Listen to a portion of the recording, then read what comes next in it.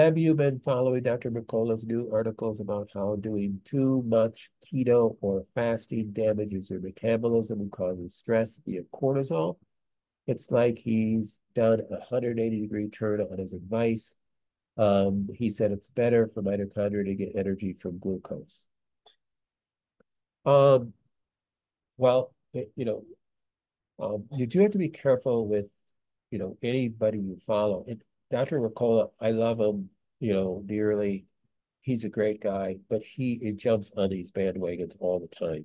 And you do have to be careful that, you know, he really pushes different things really hard to sell things, which I don't like that about him.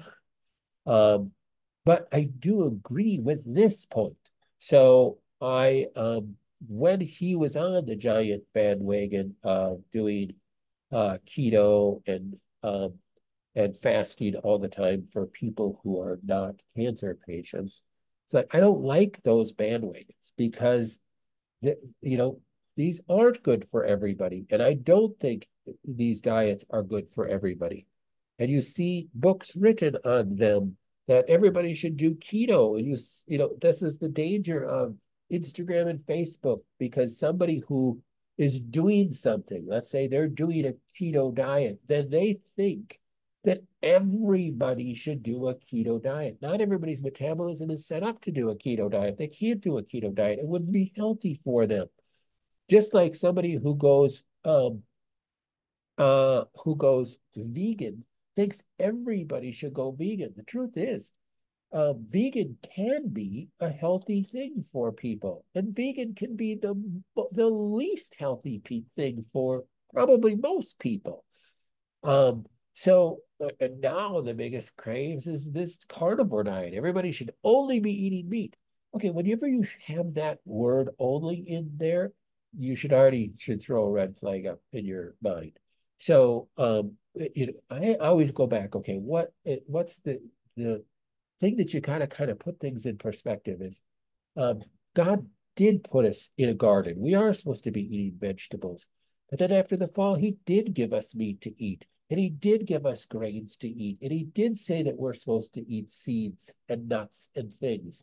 So to just cross these things off of our list because of some diet that's going around that some reputable doctor is pushing, um, I think is wrong. You go back to biblical ways of how we're supposed to eat.